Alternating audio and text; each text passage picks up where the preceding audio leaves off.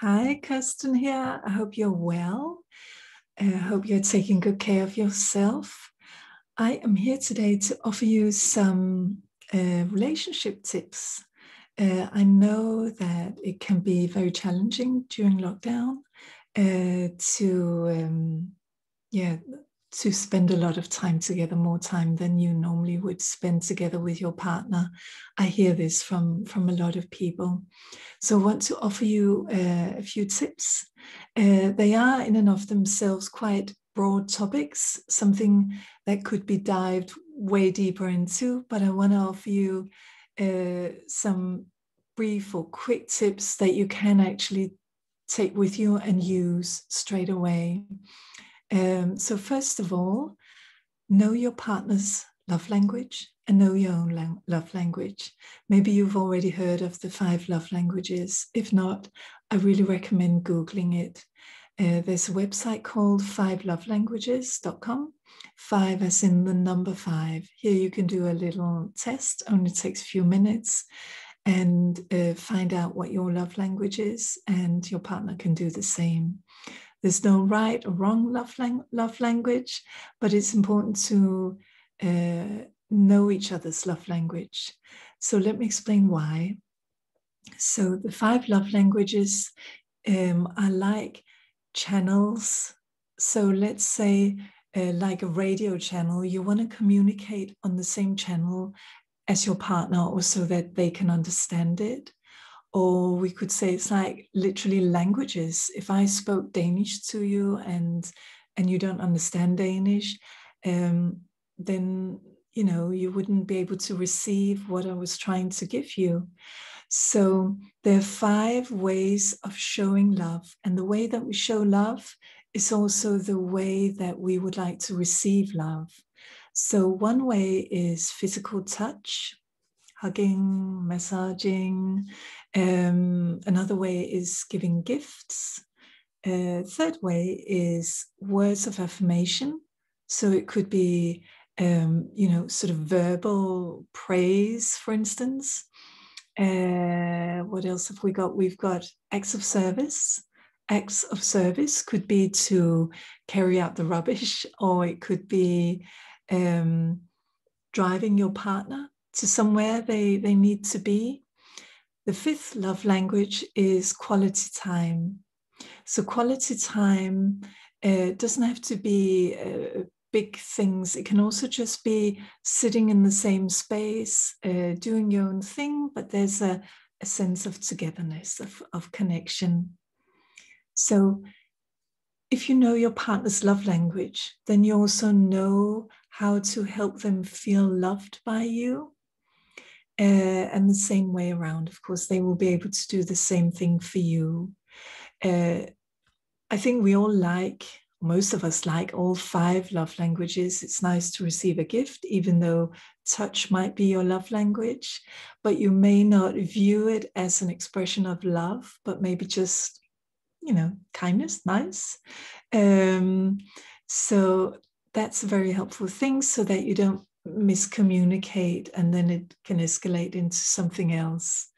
Another tip I want to give you is to remember to always speak from your own perspective, to avoid unnecessary conflicts or misunderstandings. Often we can be a bit mindless and blame the other person. You make me feel.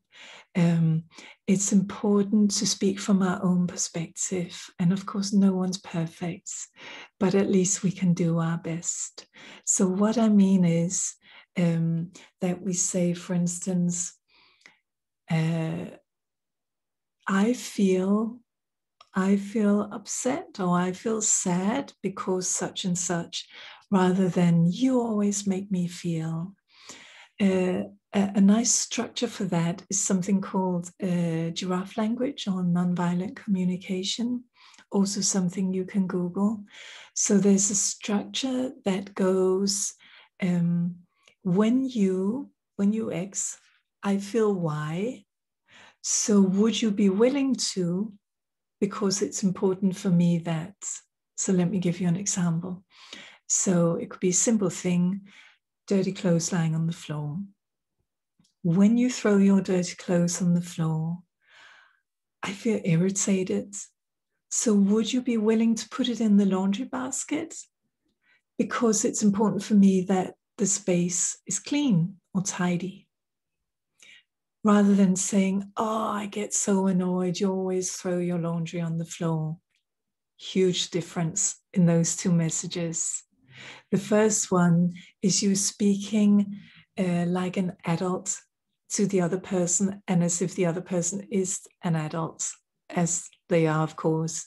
If you go, you always do this and you make me feel, then you're speaking more like an angry parent, and that can trigger a sort of inner child feeling of wanting to rebel against that or getting annoyed with that. And then, of course, it can escalate.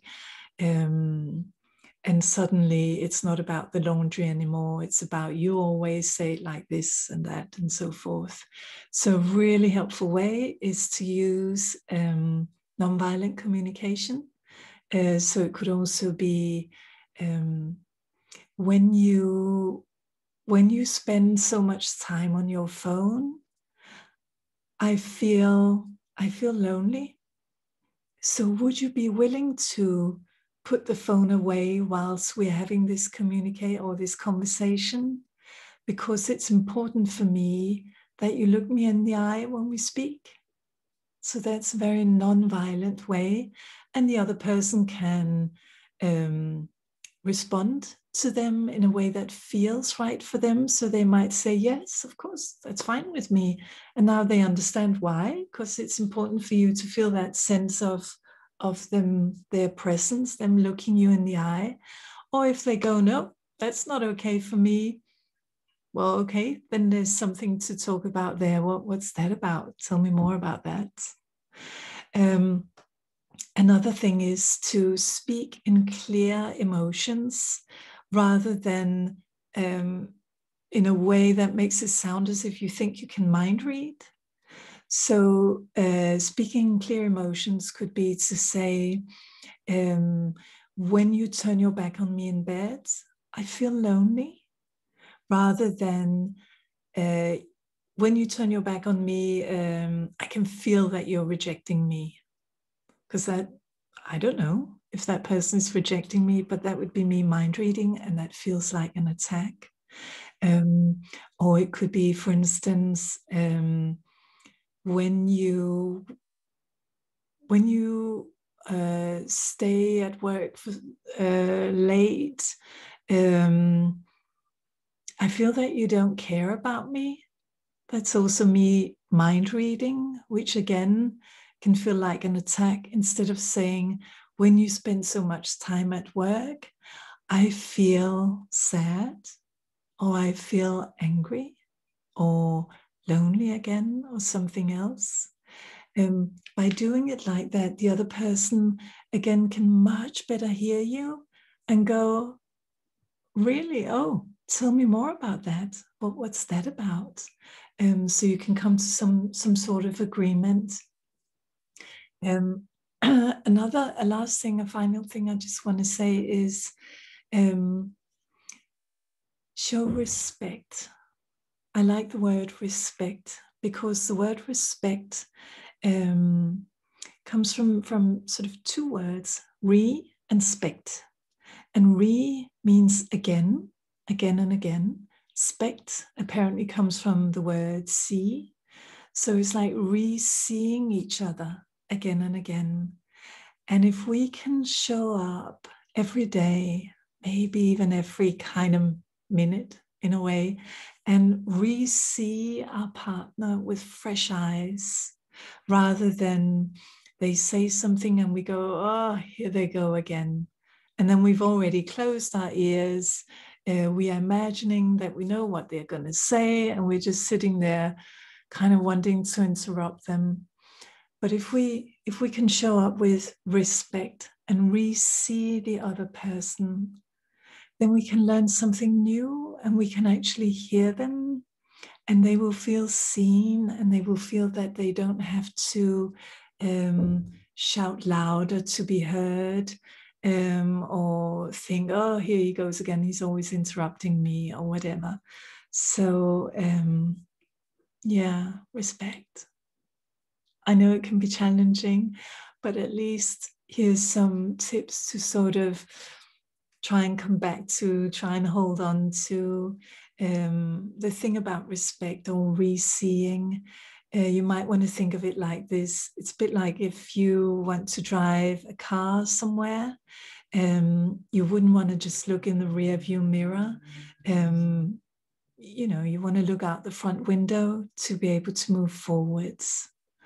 Okay, so again, if you'd like to go deeper into this or some help with some other things, then do get in touch. Okay, sending you lots of love. Take care. Bye.